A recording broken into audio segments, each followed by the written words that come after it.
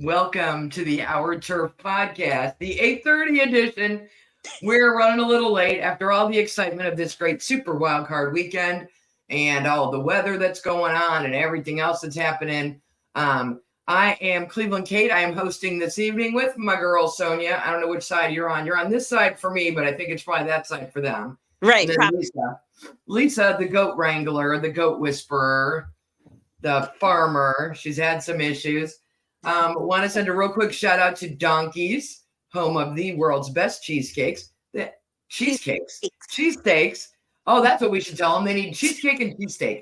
That's an idea. Okay, yeah. I got it. Who do we talk to, Lisa? Camden, Mount Holly, and Medford. It's a pop quiz. They have been the proud sponsor of the Archer Podcast. I hope we make it out.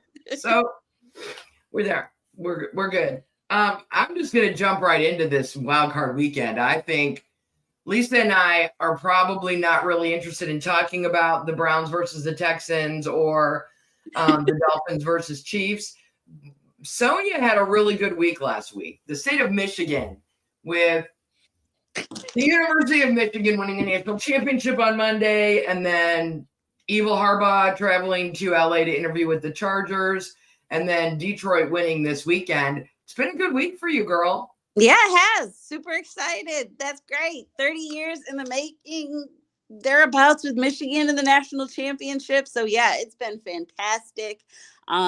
Great game, great energy. And we get to welcome in the Bucks next weekend. That's going to be really fun. I really liked that game.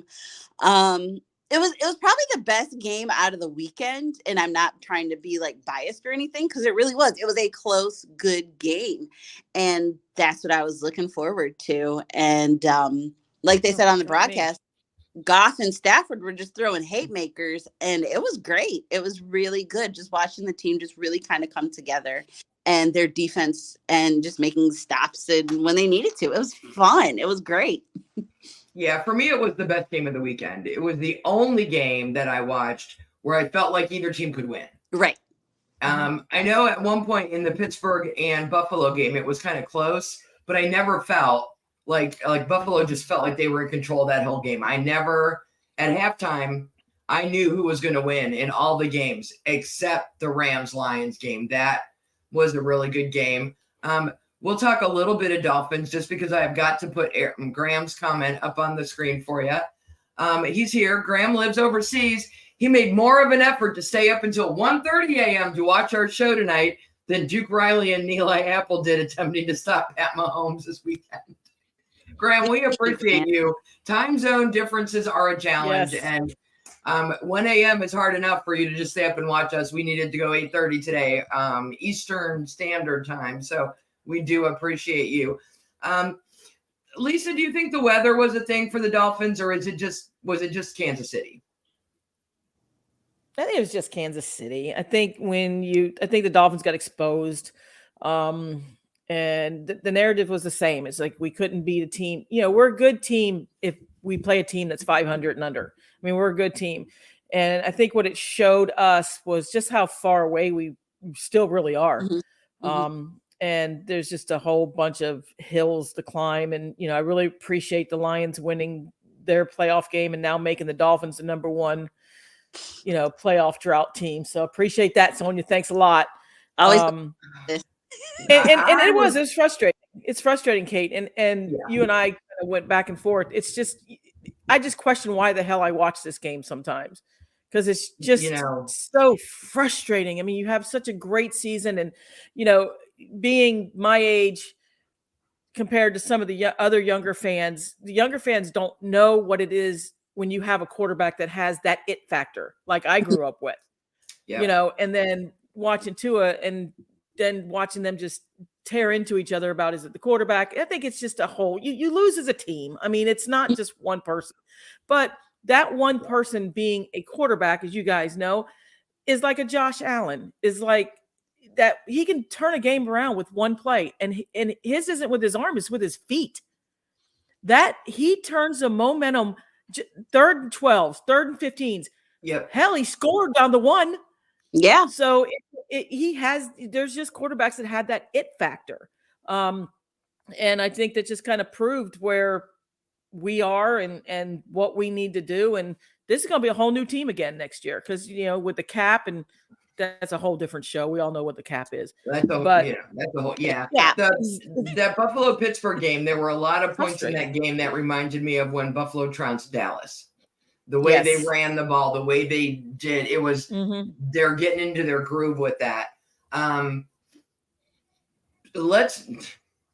I spent the only nice thing about the Browns playing on Saturday is I could spend all day Sunday reevaluating my fandom and my life and my purpose. And I did some sad tweets on Saturday, and then I just kind of sat back because I don't want to be one of those people who's got to go in on Monday and delete all the mean and hateful things that I said. I thought a lot of them. I'm trying to, we had 5 quarterbacks this year. Yeah. We lost Nick Chubb. We lost half our offense. Like, the injury list is what everyone's pointing to. And I'm like, but you still won 11 games. Right. You still got us too. The playoffs. Us too. Yeah. And I was starting to, so there were 2 things on Saturday that bothered me. The first thing was all the hate I saw for the Browns and the Texans from all the Deshaun Watson haters on social media Saturday. I'm like, oh, good. This is all back again. And then when they're doing the broadcast and the analysts all do their picks, all of them commented on the Browns having the number 1 defense in the league in all of these categories. And yet all but one of them picked Houston to win. And I'm trying to figure out if my defense really is as good as I think it is, or if I don't understand how they're all picking Houston to win, a rookie quarterback, all of the things that, they had stacked against them. I'm not using the injuries as an excuse for the Browns. You found ways to win all year. I have no idea what that mess was that I watched on Saturday. They were not prepared. They were not ready. The third quarter, we were still in it through halftime. That third quarter with back-to-back pick sixes is an abomination. And then it was every mistake they've made during the season in one half of football. Yep. And I'm not sure how you put a positive spin on letting them put up 45 points. Here's my question, Kate. Here's my question. And I said this before, and I wouldn't take it back if I was a coach. Do you think them resting the week before had anything to do with this? I absolutely do. And I brought this up on my radio show in Cleveland yesterday. We had the beat writer from Cleveland.com, Irie Harris, on, and he doesn't think that's a thing. I think it's a thing. And if you looked at a lot of these teams who rested people the week before, I think it's a thing. I can't wait to see how the Ravens and 49ers do this week, because Lamar Jackson has talked in the past about getting to the playoffs. They had a first round bye this year, but in other years when they've gone out in the first round because they rested week 17. And I feel like that's a thing. The Browns-Texan game wasn't affected by weather like some of the other games were. Right. It was just they were not ready. And so you let a depleted Bengals team beat you week 17 with half your people not playing. And I absolutely believe that sitting out like that, it's mental and it's physical. And I think it hurt them. They just looked so flat. They looked like they weren't in sync. And to me, it looked like, let's take the Texans. They're on a roll. The last couple of games, they've been doing great. They just kept going to where you had Cleveland with, Flacco was doing y'all great. Then all of a sudden, let's rest everybody. They just didn't look like the same team. Right. And it was, I went right to that. I went, you know what? You should not have rested. I'm sorry. I'd be a coach and that I wouldn't rest. I'm going to start my starters and let it go. Rolling the dice. But what if they're up? Like, what if they're having a great game? Do you pull your starters? Yeah. Let them at least play into the third or fourth quarter, then pull them. Mm-hmm. You know, Graham with the funny comment of the night, momentum is always the MVP in the playoffs. Always. But John makes a very good point. When you're already struggling with injury issues, how can you justify playing what's left of your starters in a meaningless game? Does it matter, John? You're going to lose the next game anyway. I would have played him for part of it. I mean, when Green Bay pulled Jordan Love at the end of the game, I thought that's smart. You are up by so much, and you want to make sure nothing weird happens because you got playoffs to go. I would have at least played some of my guys in the first half of that Cincinnati game. it was all right. So Saturday was Browns getting blown out by Houston, Miami getting blown out by Kansas City. Sunday, Green Bay and Dallas. Has Jerry Jones fired everybody yet? Cowboys fans, again, the nice thing about us being on Saturday, Lisa, is by the time that Dallas game was over, did nobody on social media care about what was going on with the Dolphins or the Browns? Right. They were all up in what's going on with Dak, and Dak can't win a game, and Jerry's going to clean house. And I'm sure our friend Michelle Jinks was out there somewhere losing her mind. Jordan Love is for real. I love him. I told you guys. I told you did at the draft that he was the guy to do, and I did. I always knew that kid had something special in him, and it was for real. And they just got on a roll. It was a little. I don't know what these defensive coaches do with this stupid prevent defense, but why? It just drives me crazy. Well, and the final score was 48-32, and it won never that close. No, but I mean, it's never that close. So you talk to me about the only really good game down to the wire of the weekend. Rams versus the Lions. I saw some clips on social media. Apparently Matt Stafford got booed when he was welcomed into Ford Field. Did that surprise you? It didn't. I don't know. Detroit fans were on one last week, and they needed to be. But, everybody was like, oh, he's going to be welcomed back as a hero. No. I mean, we all tip our hat to Matthew Stafford. We do. Because without him, we aren't where we are right now, bottom line.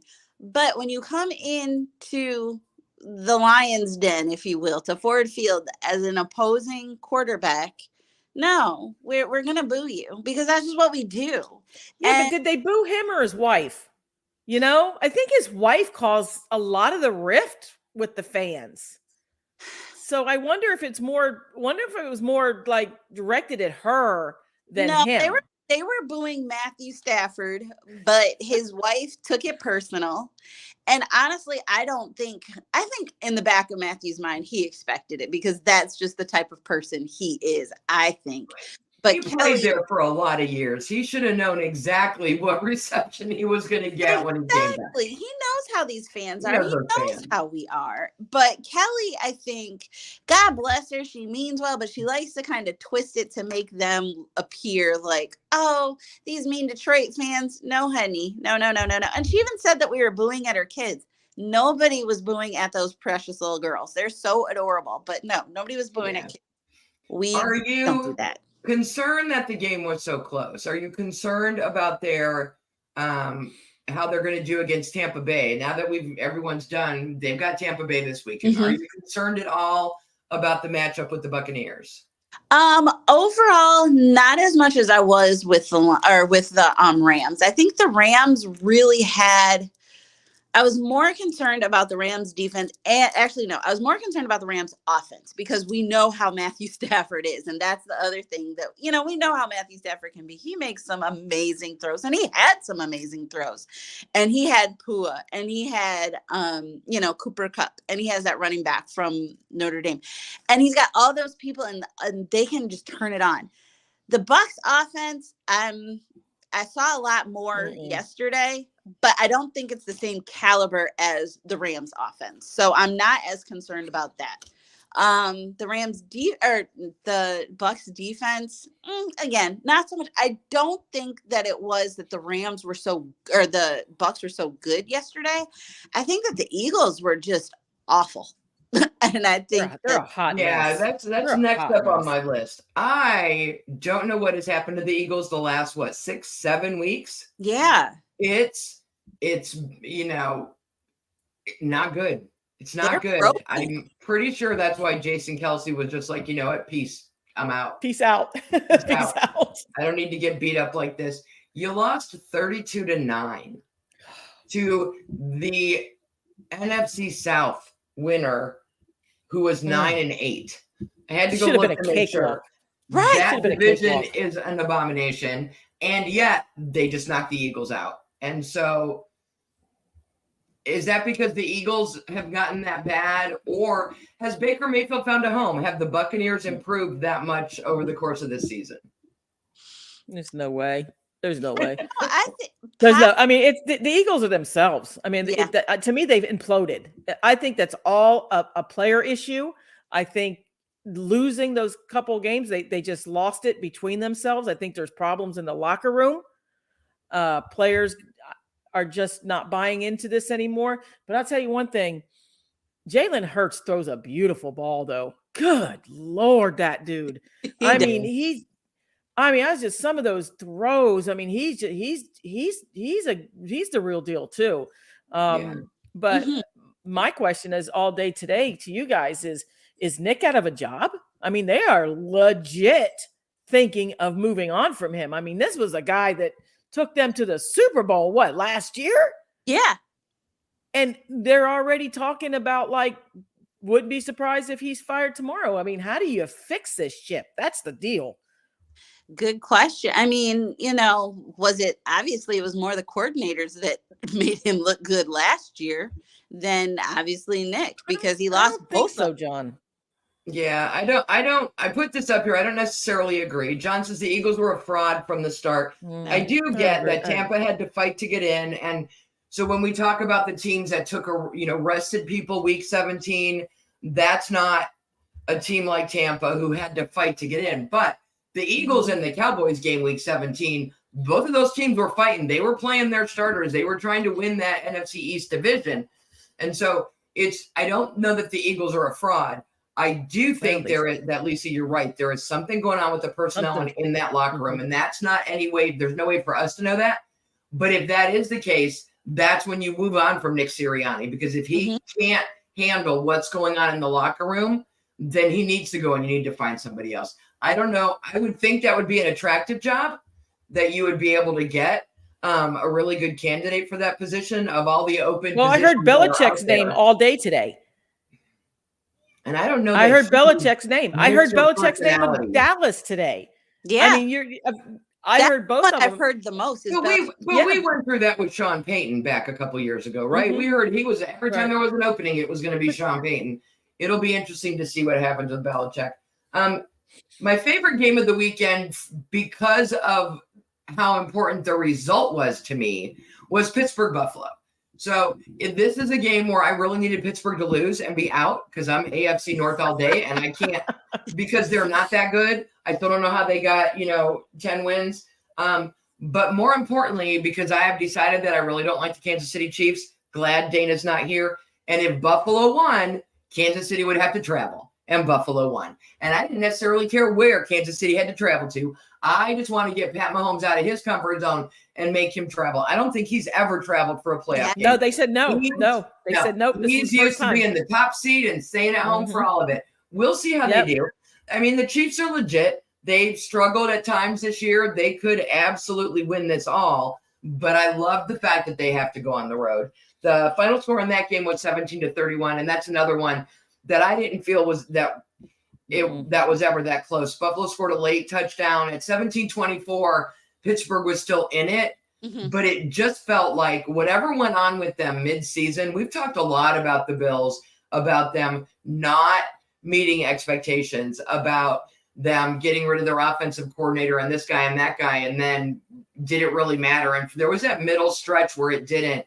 And then I feel like that Dallas game, for me in my head, is when things kind of turned around, when they showed what Josh Allen could do. He doesn't have to throw the ball. And to me, that's an offensive coordinator who does his homework. Dallas's defense is built to stop the passing game, not the run. And if you can run, you can get up on them. And that's what the Bills did in that game. And that seemed to give, Josh Allen new life for these last few weeks. They look like a very different team. Sonia, will they continue to look this good, or are they going to go back to those Bills that we saw last year in the playoffs, or in the middle of this season where you don't know which Josh Allen's going to show up on Sunday? I think the flip has switched for Josh Allen and the Bills. I think, like you said, whatever happened after they fired their offensive coordinator. I think that kind of started to fix some of the problems and, allow Josh Allen to be himself a little bit more. So I think we're going to see the new Josh Allen, the playoff Josh Allen. So I think that's going to be a good game. And I'm glad Kansas City has to go on the road too. So that's going to be a very good game. It is. Lisa, a lot of talk today, and after that game about Tomlin and his future with Pittsburgh. I believe the Rooneys want to keep him, but it's also his decision now on what he wants to do. And he did the whole, he stormed out of the press conference. He takes those games personally, and he did the whole, I'm going to go home and talk to my family and evaluate my options. Do you see him leaving Pittsburgh and going somewhere else? Whew, you know what? It just depends on I think it's his decision. I think if he wants to stay, he's going to stay. But you have to look at some of the attractive jobs out there. You got to look at the quarterbacks. You got to look at, how sold is he on Kenny Pickett? How sold are you? I mean, if the quarterback, and if that front office, if Nick goes one. If you go, well, look, let's use Dallas and Eagles, because it seemed like that was the biggest concerns today was like the Eagles and if Nick goes. Yeah. You got Jalen Hurts, you got Dak Prescott, you got Jerry Jones, you have Leary, is that the Eagles guy? And Howie Roseman, I think. Exactly. So you look at both jobs and you look at Tomlin. I think Tomlin would fit with Philadelphia perfectly, with Jalen Hurts, with Leary, because everybody knows it's Jerry's world. It's Jerry makes the final decisions. It doesn't matter who's the coach there. Right. And I think that might mix up a little Tomlin, because I think Tomlin likes to be a little bit involved a little bit. So, I mean, I think it's honestly going to be, if there's a sexy job opening, I wouldn't hesitate to see if Tomlin jumps ship from Pittsburgh, but he's definitely set there. I think he's comfortable there. Mm-hmm. Just how sold is he on Kenny Pickett? I mean, that's to me, how sold is he? Yes. I think he wants a quarterback. And while Kenny Pickett is a very nice quarterback, I think he's proven that he's not the quarterback. Ben Roethlisberger. He's not the guy. Right. And you're not Mason Rudolph. So, if they can get him a quarterback, I think that'll go a long way to keeping him there. But I also think the right job would have to be open. And Lisa, I completely agree with you. The one that popped in my mind is if somehow that Eagles job became open and he could stay in the state of Pennsylvania and his kids could stay in school or whatever until then, and he could coach Jalen Hurts. That I feel like that would make him go. I don't know that there's another job, even one that's not open now. I can't think of another team that he might want to go to. The Chargers would be interesting to me, but I think the Chargers to me are a holding pattern for Harbaugh. It's either Michigan or the Chargers with Harbaugh to me. Agreed, but I think Tomlin's coaching style lends itself better to teams that play in weather. I agree. Not California. It would be hard to see him in California. It would be hard to see him in California. I know that his style translates to nice weather and domes and that kind of stuff. It's teams that got to play and they got to gut and grit out some of these games. That's a Tomlin. Yeah. That's where his bread and butter is. So, all right. This weekend on Saturday, first game, Houston at Baltimore. I love me some CJ Stroud. I am all on the CJ Stroud train. He's the only victory Ohio State's had all year that counts. Tony, you know what I'm talking about. Yep. I don't know if he has enough to beat Baltimore. I think he ain't in his head. I don't think he's playing with house money, right? He's a rookie. Yep. We all, even in the preseason, thought they would be better this year. We did not think they would win the division and win a round of the playoffs. So he's playing with house money. And you've got the Ravens who sat a week. Lisa, is this the perfect storm for Houston to get over on the Ravens? No expectations. They have no expectations, just to go out there and play football and have fun. This kid's on a roll. I think they're a dangerous team to me right now. I think the Baltimore just can't overthink them. Just got to, play them close to the vest. I love CJ Stroud too. I thought he was definitely the better of the two quarterbacks that were taken instead of, Bryce Young. But I love me some Lamar Jackson too. And I think Lamar's on a mission this year to get there. So I think the Ravens have the edge, but the Texans are a scary team to play right now because they're a boatload of confidence. They've got no expectations, but to go out there and just wing it and just throw the rock, sling the rock. Yeah, they're two very different quarterbacks. Sonia, the line is Baltimore -9. Does that feel like a lot to you? I'm not really good on gambling, but yeah. It feels like a lot to me, but it does feel like a lot to me. But I mean, I also think that, we've seen the dominant Baltimore team a couple of times this year. I know I definitely saw them against the Lions, but we've also seen a pretty dominant Baltimore team that has let teams come back in the end, and that was your Browns. So, I mean, they lost to the Browns that the Texans just trounced. Right. That's what I'm saying. So, yeah. So there's a little bit of that transitive property going on. Yes. But that's why I think it's going to be a really good game. Do I think that Baltimore has the edge? Yeah. Do I think it's -9? Probably not that big. But I still think it's going to be a very interesting game. I love the Texans. I'm totally on the bandwagon right now. I just like them. But yeah, that's, I think, the one game of the 4 where whichever team wins, it won't surprise me. I can see either one win. Sonia, the next one's, your division, Green Bay. Apparently John hates every NFC North team except Minnesota. So he wants y'all to lose. I'm like, all right, whatever. I can't disagree with that kind of a mentality. But Green Bay's traveling to San Francisco. Does Jordan Love have enough to get by that defense, or are they one and done for the playoffs? I think they might be one and done for the playoffs. I don't think it's going to be a complete rout, but I think they're one and done. I don't think that they have the experience right now to be able to get by the Niners, but it should be a decent game. I don't think it's going to be a complete rout, but I think that they aren't ready yet. But again, they're playing with house money. They're having a great time. They could surprise us. Not only are they the youngest team in the league, Lisa, I read an article, I read a note on Sunday that Aaron Jones is the only person on that team who has ever played in a playoff game.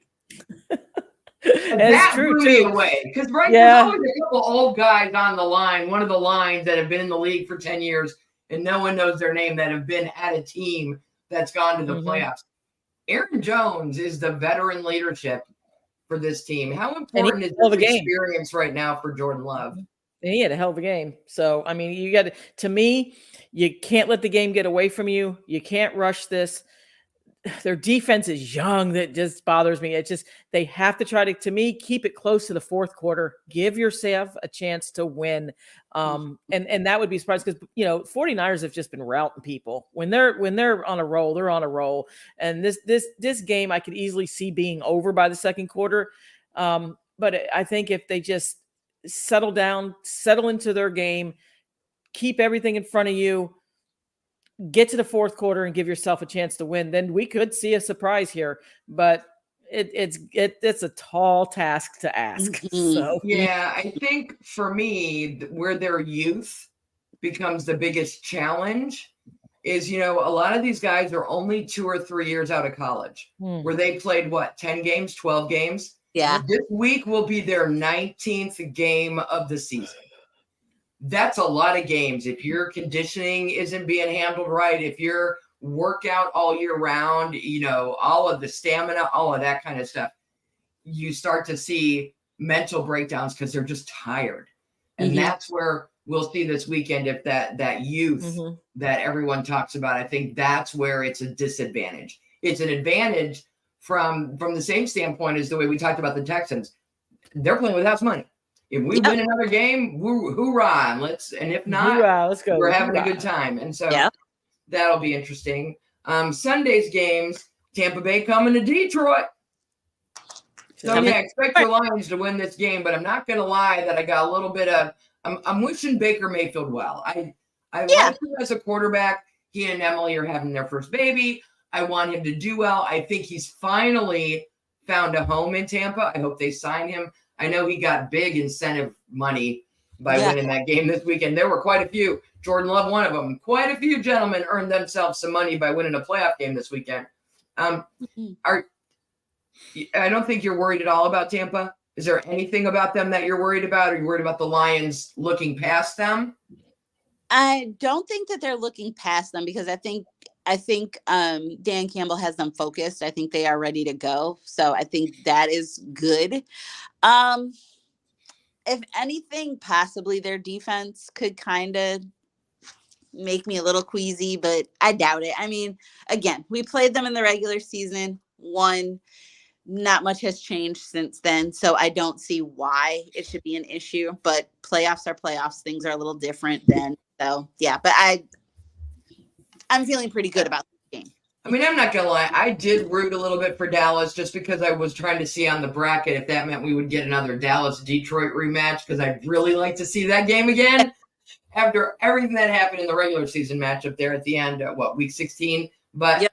We're not going to get it. We'll keep our fingers crossed for you since you're the only one of us that's got a team in it.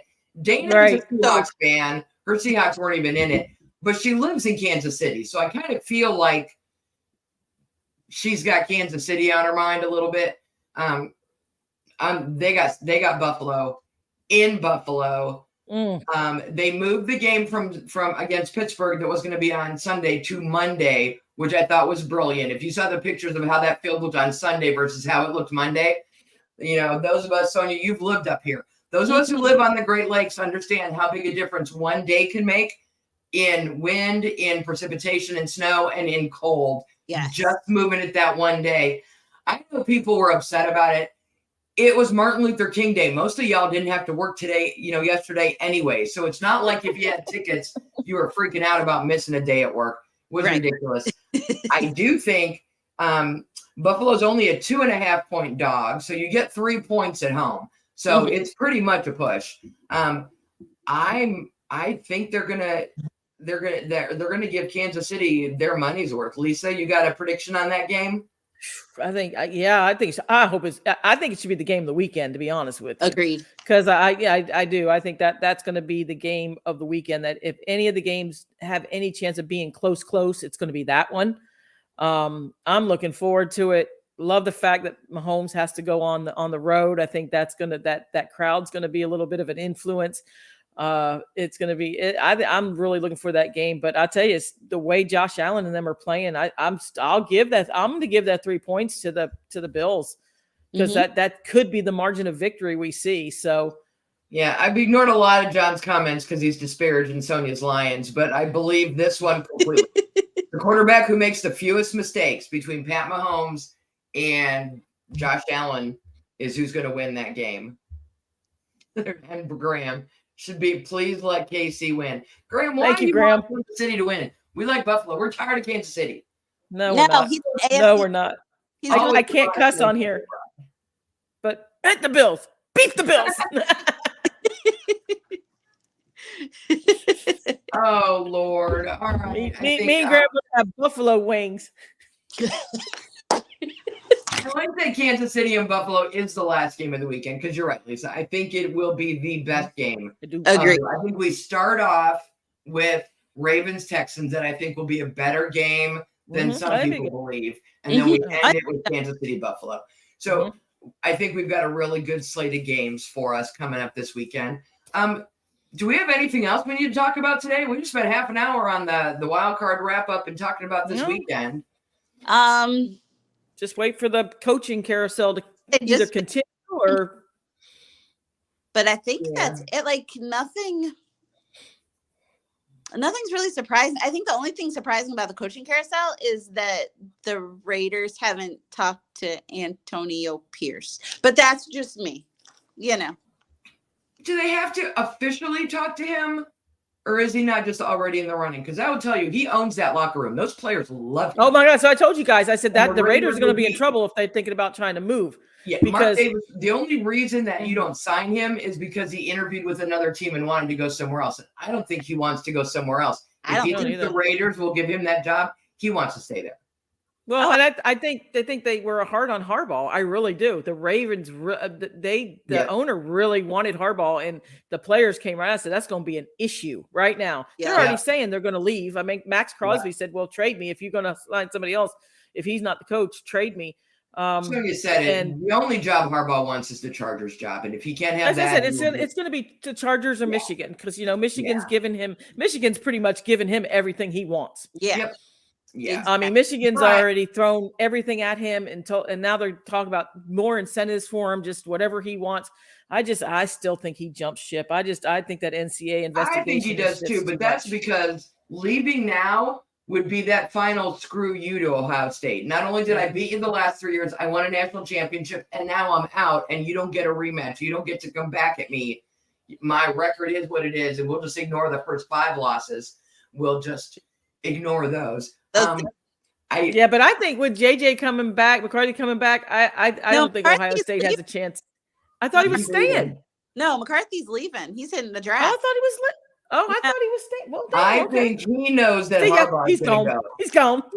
If Harbaugh was back, I think JJ would have come back for another year. But the reality is, JJ hasn't always played as well as he did these last couple weeks, and his stock has never been higher. And he's probably got an agent telling him, you need to go to the draft now and be one of those 4 guys that. Didn't he come out and say he was staying though? Where did I read that? No, baby. JJ is going.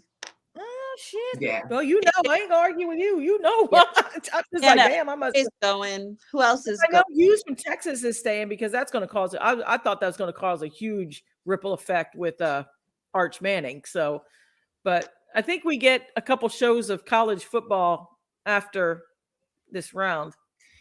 Yeah, we're going to do a lot of college football talk here in the off season leading up to the combine and the draft. And they've had some coaching carousel things going on in those ranks as well. There's going to be some big changes to the divisions. I think the Big 10 is like the Big 27 or something now. I got to go sit and count how many teams are in it. And then they're changing the way we do the college football polls and the postseason, all that. Everything. So we will definitely be doing college football talk in the off season. We will be back next Tuesday. I was going to say same bat time, same bat channel, but it'll be back at 8:00. We had wanted to make sure Miss Sonia could be here today to celebrate and gloat the victories of the state of Michigan. We needed somebody because good Lord. Somebody was going to be happy. We were like in our text group, we're like, listen, no pressure, Sonia, but Lisa and I are out. Like we need one of us. We can't all 3 be crying on Tuesday in this.